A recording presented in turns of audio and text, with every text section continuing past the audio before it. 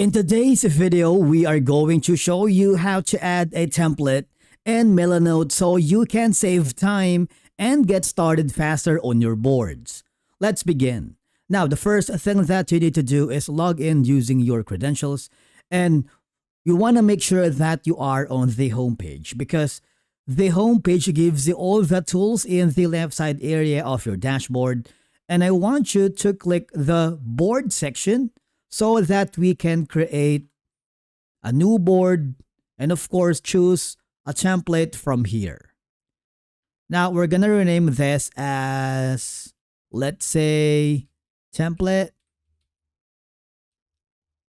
and then double click on it, because if you do, you will be given multiple options at the bottom right corner to choose a template. You can choose from an empty board, fill motherboard, and if you want to choose more templates, you can do that as well. So is it going to be for agency, architecture, brand strategy, content creation? So I'm going to choose content creation since we are a YouTube channel. All right, so right now we are on the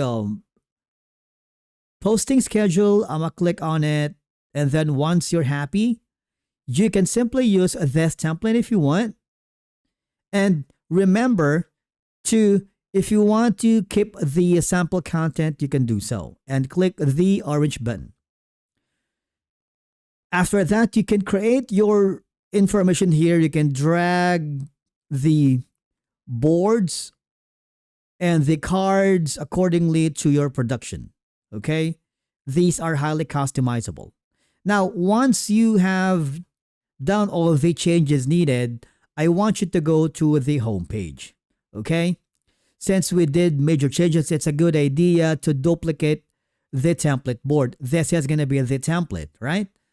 You click the duplicate copy, so that way you keep the original template intact for future use. And basically that's it in adding templates in Milanote, which is super easy and helps your ideas organize faster. Thank you so much for watching. We will see you again in the next video.